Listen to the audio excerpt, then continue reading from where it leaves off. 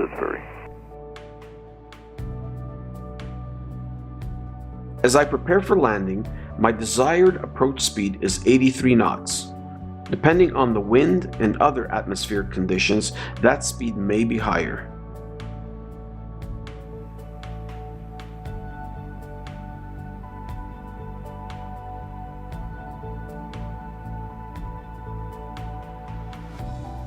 Once I'm ready to touch down on the runway, my speed has usually fallen to about 70 knots. Once on the ground, if the runway length allows for it, I let the plane slow to 60 knots before beginning to apply brakes. This is why I usually have what's called a long landing roll. As a personal rule, I don't land this plane on a runway less than 3,000 feet.